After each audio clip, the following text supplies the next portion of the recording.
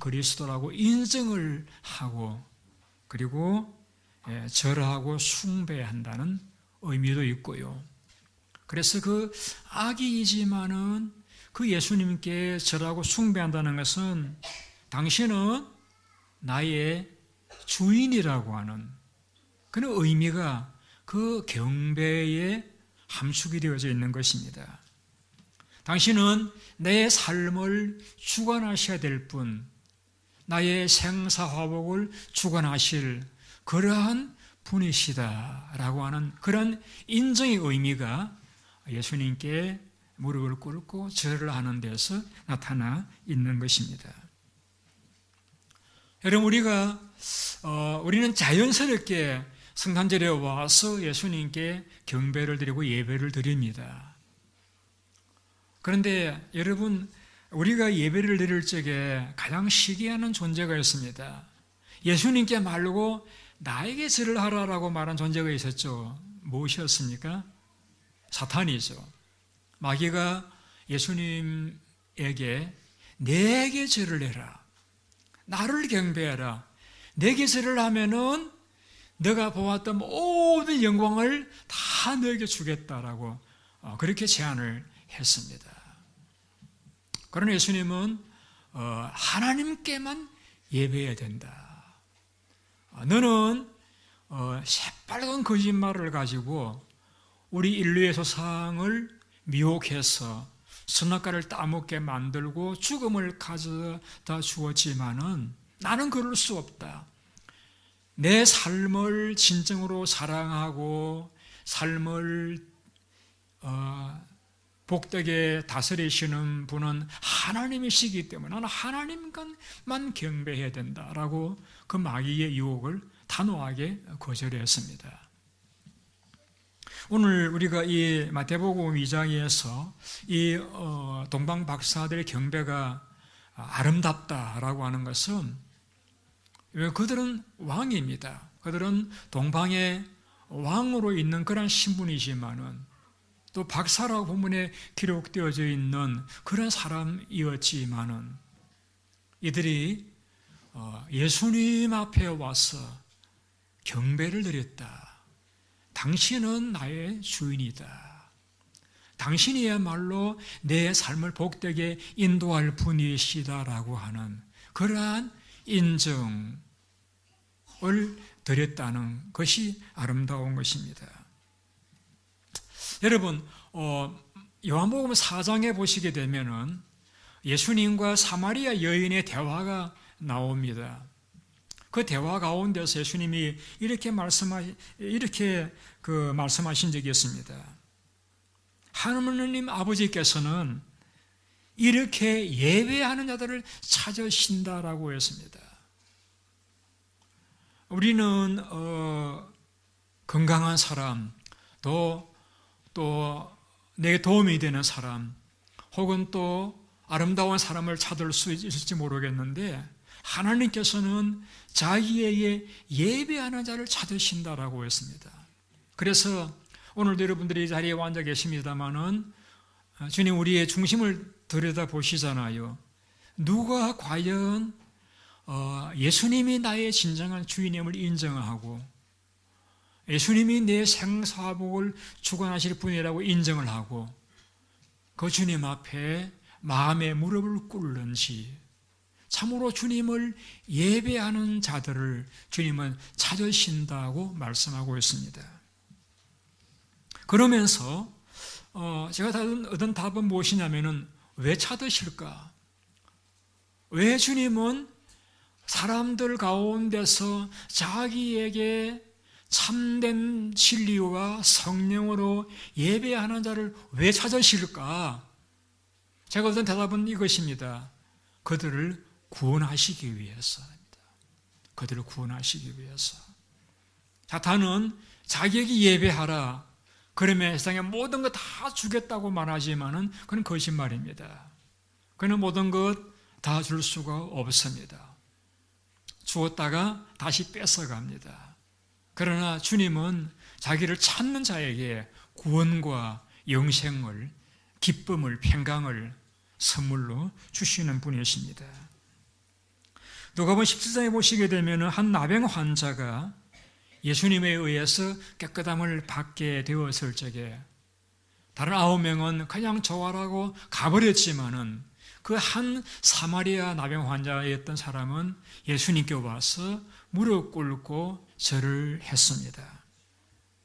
그때 예수님께서 섭섭하셔가지고 내가 10명을 다 고쳐주지 아니했느냐, 9은 어디 있느냐 라고 말씀하신 이후에 그 무릎 꿇고 절한 사마리아 나병되었던 환자에게 이렇게 말씀하십니다. 일어나 가라, 내 믿음이 너를 구원하였느니라. 주님 앞에 와서 무릎 꿇어 절했던 그 나병 환자가 되었다가 나았던 그 사람에게 믿음이 너를 구원하였느니라고 구원의 축복을 선물로 주셨습니다. 사도행전 8장에 가보시게 되면은 에디오피아 사람 간다게 여왕의 내시가 예루살렘에 와서 예배를 드리러 왔다가 빌립에 의해서 전도를 받고 세례를 받고 구원을 받습니다. 그 먼 길을 마다하지 않고 하나님께 예배하러 왔던 그 영혼을 하나님께서는 그냥 돌려보내지 아니하시고 빌립에 의해서 복음을 듣게 하시고 그에게 세례를 베풀고 그로 구원의 선물을 주셨습니다. 오늘 동방박사도 그 먼 길을 마다하지 않고 와서 아기 예수님 앞에 무릎을 꿇었을 적에 그들은 이제 주님으로부터 구원을 받은 자로서 삶의 인도를 받는 복을 누리는 자들이 될 수가 있었던 것입니다. 자, 이 동방박사들이 누구냐에 대해서 한 두 가지 설이 있습니다. 한 가지는 바벨론 땅에 살고 있던 박사들이다. 그렇게 배를 연구하는 그러한 천문학자들이다. 그렇게 말씀하는 분들도 계시고 또 한 의견은 이들은 당시에 로마의 동쪽에 있는 넓은 땅을 지배하고 있는 파르티아 제국의 한 왕이었을 것이다. 그렇게 설명하는 분들도 있습니다. 여러분 잘 아시다시피 구약시대에 유대가 바벨론의 포로가 되어졌지 않습니까? 그래서 많은 사람들이 바벨론에 가서 살 수밖에 없었는데 그 바벨론 땅이 예수님 태어나실 당시에는 파르티아라고 하는 그러한 나라가 되었다는 것입니다. 오랜 기간 동안 유대인들이 그 땅에 가서 정착하면서 사회적으로 인정을 받게 되어지면서 경제적으로도 권력을 가지게 되어지고 그중에 어떤 사람들은 그 파르티아 제국의 한 조그만 나라의 왕이 된 사람도 있었을 것이라는 것이죠. 그 유대인으로서 파르티아 제국의 왕이 된 사람들 가운데서 그들은 구약이 약속했던 민수기 4장 17절의 말씀대로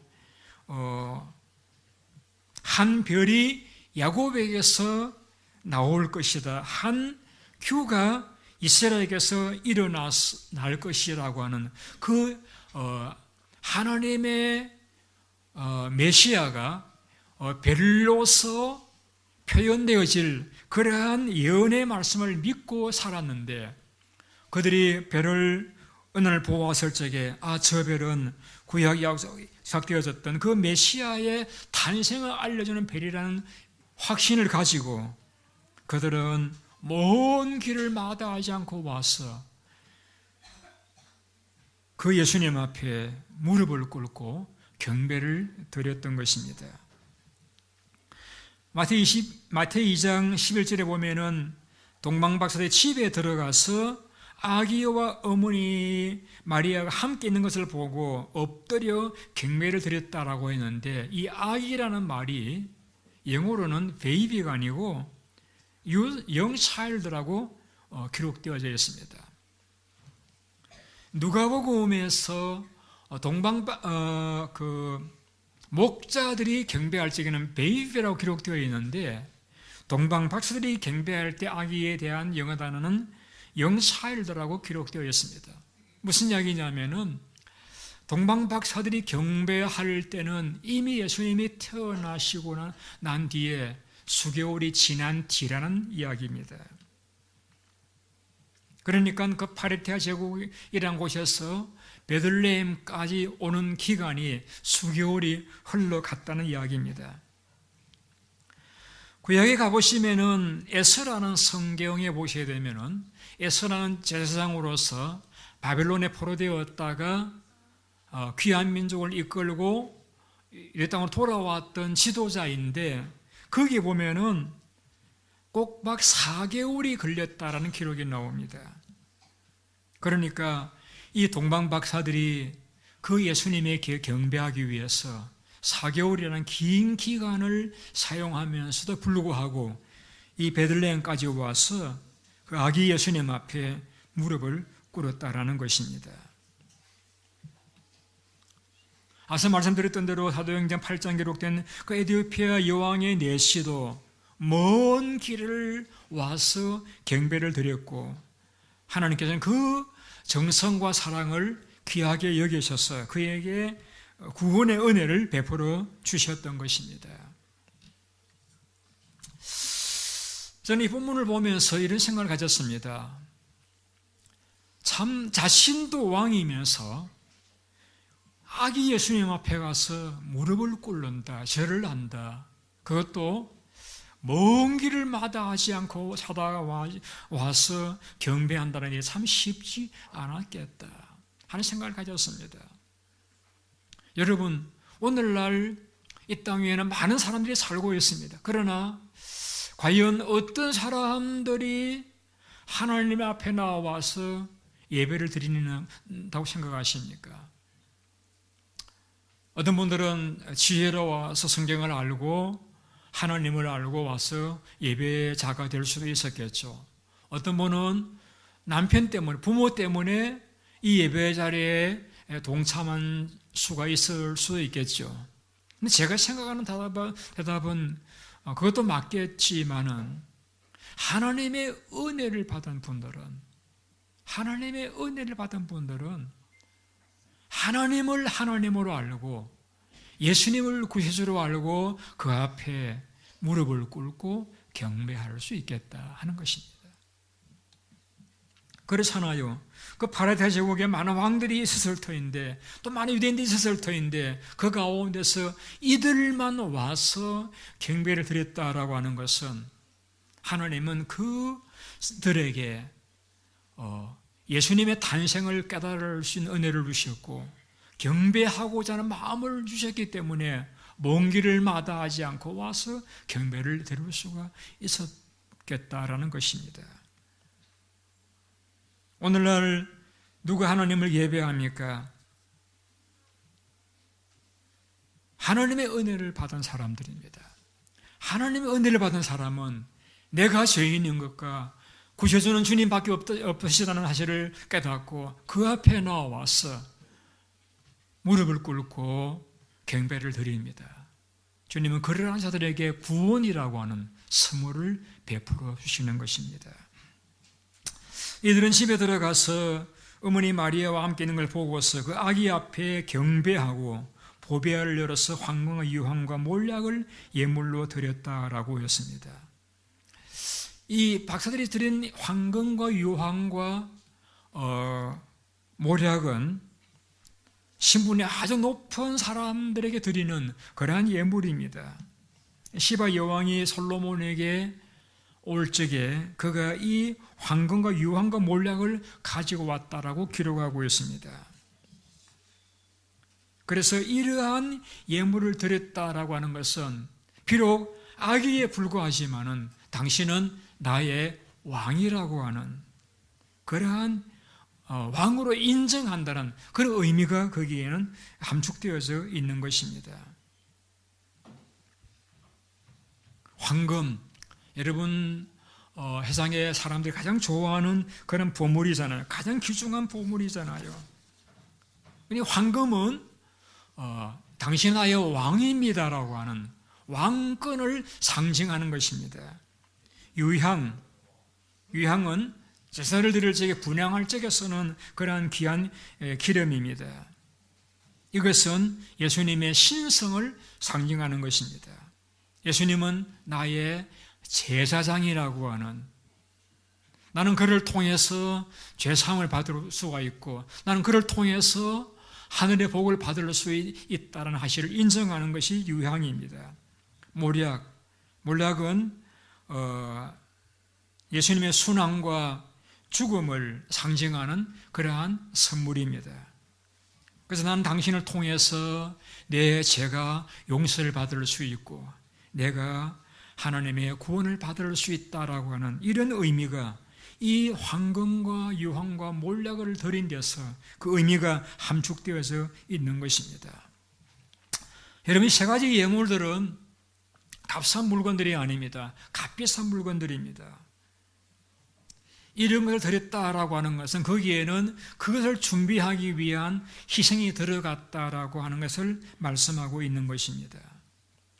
여러분, 어떤 자가 주님을 예배할 수 있습니까? 주님을 예배하기 위해서 희생을 무릅쓰지 않는 사람, 희생을 각오하고 주님 앞에 나오는 사람, 그런 자가 예배할 수가 있는 것입니다. 오늘 우리 세례받은 남수인 자매님, 사실은 지난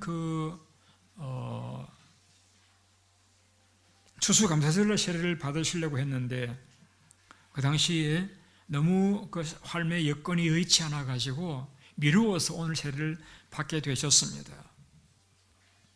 오늘을 세례를 받는 가운데서 장로님과 문답을 하는 걸 옆에서 지켜보고 있는데 하나님이라는 단어가 나올 때, 예수님이라는 단어가 나올 적에 자매의 눈에서 눈물이 걸서있는 것을 발견했습니다. 그러면서 나중에 문답을 바친 다음에 제게 이렇게 이야기했습니다. 목사님, 제가 1시간 잠자고 지금 나온 것입니다. 그러더라고요.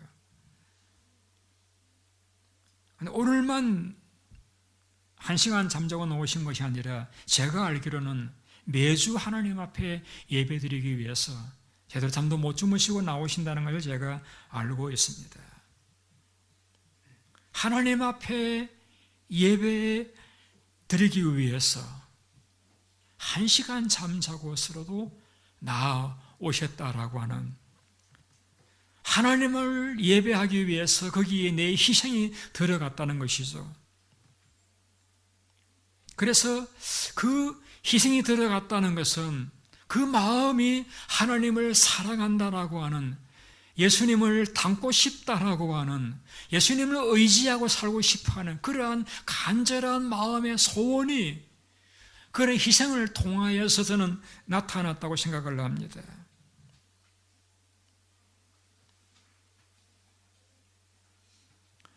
이 동방박사들이 예수님께 나올 적에 황금과 유황과 몰약을 드림으로써 예수님을 구주로 인정을 하고 경배를 드렸던 것과 같이 오늘날도 참으로 하나님을 예배하기 위해서 내 어떤 모든 것들을 희생하고 무릎을 꿇고 낮추는 그러한 자에게 이 동방박사들의 삶을 새롭게 인도해 주셨던 것과 같이 주님께서 그들한 자들에게 구원과 은총과 은혜를 베풀어 주실 줄로 믿습니다. 저는 설교를 시작하면서 이렇게 질문을 드렸습니다. 왜 마태가 주님의 탄생을 기록하면서 동방박사들의 경배를 기록을 했을까? 그것은 우리 인간이 하나님을 예배하는 그 일보다 더 아름다운 일이 없기 때문이에요. 그러면 왜 하나님은 우리가 하나님을 예배하기를 원하실까? 왜 하나님은 자기에게 마음과 정성과 성령으로 예배하는 자를 찾으신다고 말씀하셨을까? 그것은 하나님은 그러한 예배하는 자를 구원하시기 때문이다라고 대답을 드렸습니다. 여러분, 오늘 여러분들의 마음을 빼앗는 세상에 많은 것들이 있습니다. 마귀는 그러한 것들을 가지고 나에게 예배하라, 내게 무릎을 꿇으라, 내가 다 주겠다라고 말할지라도 여러분 단호하게 거절하시기 바랍니다. 그리고 주님 앞에만 경배를 드리는, 주님 앞에만 무릎을 꿇는, 주님 앞에만 마음을 드리는, 주님 앞에만 사랑을 드리는 그러한 삶을 통하여서 여러분들께서도 이 동방박사들과 같이 이제부터 하나님의 인도를 받는, 하나님의 구원을 받은 자로서 평강과 진리와 영생으로서 이끌어 가시는 그러한 삶을 누리시는 여러분 전부가 되시기를 예수님의 이름으로 축원드립니다. 기도하겠습니다.